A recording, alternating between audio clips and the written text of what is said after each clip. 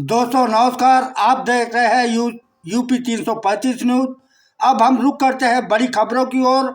Lucknow eco garden में 868 शिक्षक अभ्यर्थी नियुक्ति प्रमाण पत्र न मिलने के कारण वो धरना प्रदर्शन कर रहे हैं और कह रहे हैं सरकार से कि जब तक हमको नियुक्ति प्रमाण पत्र नहीं मिल जाएगा हम यहीं पर अपनी जान दे देंगे। अपने अधिकार लेने के लिए हम यहीं मर जाएंगे, लेकिन हम अपना नियुक्ति प्रमाण पत्र लेके ही यहाँ से जाएंगे और अपना अधिकार हक पाने के लिए वो धरना पर बैठे हुए हैं। जाहिर सी बात यह है दोस्तों, जिसका हक मारा जाएगा वो तो उग्र होगा और धरना प्रदर्शन करने को सरकार के खिलाफ मजबूर होगा और वो धरना प्रदर्शन करके अपने हक की लड़ाई को आगे बढ़ाते रहेंगे और बढ़ा रहे हैं। और उनके समर्थन में जनता दल यूनाइटेड की महिला अध्यक्ष शालिनी सिंह पटेल ने समर्थन सहयोग कर रही है और उनके टूटे आस को ढाढ़स बधाती है। बहुत बड़ी बात यह है कि उन्होंने सरकार में शामिल सांसद, विधायक, विधान परिषद सदस्य व मंत्रियों को आड़े हाथों लेकर कोसा है और कहा है कि आखिरकार सरकार की मलाई खा रहे हो तो लोगों को, अभ्यर्थियों को उनका हक क्यों नहीं दिला पा रहे हैं।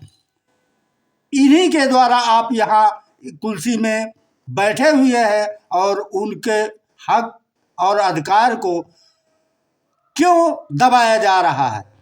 बस खबर में इतना ही। बने रहिए खबर में। चैनल को सब्सक्राइब करें, लाइक करें, शेयर करें, फेसबुक, इंस्टाग्राम, ट्विटर में फॉलो करें। नथु प्रसाद पटेल को दीजिए इजाजत। नमस्कार। अब देखिए आगे की रिपोर्ट।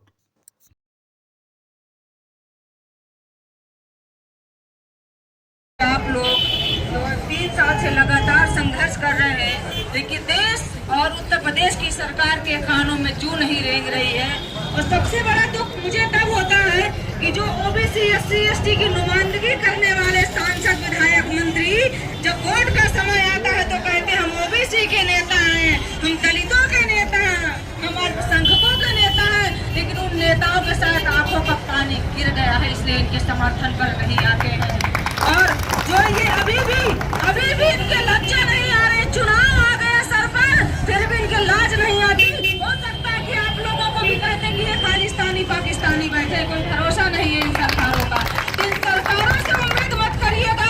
मैं कहना चाहती हूँ कि जितने भी देश में, उत्तर प्रदेश में जो भी सामाजिक संगठन बने हैं, अगर आप सच में कहते हैं कि ओबीसी, एससी, एसटी महिलाओं की लड़ाई लड़ रहे हैं तो मैं आपको आह्वान करती हूँ और आइए लखनऊ की धरती पर सड़कों पर उतरने का काम करिए और ये जो मौजूदा सरकार है इसको ललकारिए, क्योंकि आपने वादा है सरकार हमसे चलती, हम इनसे नहीं चलते हैं। मैं कहना चाहती हूँ और उत्तर प्रदेश के जो पुलिस और तानाशाही अधिकारियों को कि आप लोग थोड़ा सा हया करिए, शर्म करिए, क्योंकि आप लोग जो इन महिलाओं को मारने का काम कर रहे हैं, संविधान में आपने जो शपथ लिया है वर्दी पहनते समय, उस वर्दी की कम से कम तो आप ध्यान रखिए, लज्जा करिए कि आपने क्या शपथ लिया था। लेकिन आज आप इन बहनों पर वो कौन से निष्ठा उपाध्याय है, और ज्यादा बड़ी अगर गुंडी हो तो मैं कहना चाहती हूँ आइए मुझसे ले लीजिए, मैं आपकी नानी याद दिलाने का काम करूंगी। और मुकदमे जेल से डरने वाले लोग नहीं है और हमारा परिचय धारक का मत लीजिए योगी जी। मैं फूलन देवी रानी लक्ष्मीबाई बनने में देर नहीं लगेगी हम देश की महिलाओं को, और युवाओं को भगत सिंह भी बनने में देर नहीं लगेगा, क्योंकि देश की आजादी में हम लोगों ने लड़ाई लड़ा है। जब हम लड़ रहे थे तो हम अंग्रेजों की दलाली कर रहे थे और हमारे जो 2-4 जो चिंटू पिंटू है ओबीसी, एससी, एसटी के जो नेता गद्दी का सुख भोग रहे हैं, उनसे कहना चाहती हूँ कि अगर लज्जा बची हो तो अब भी समय है, अब भी इनका समर्थन कर दीजिए।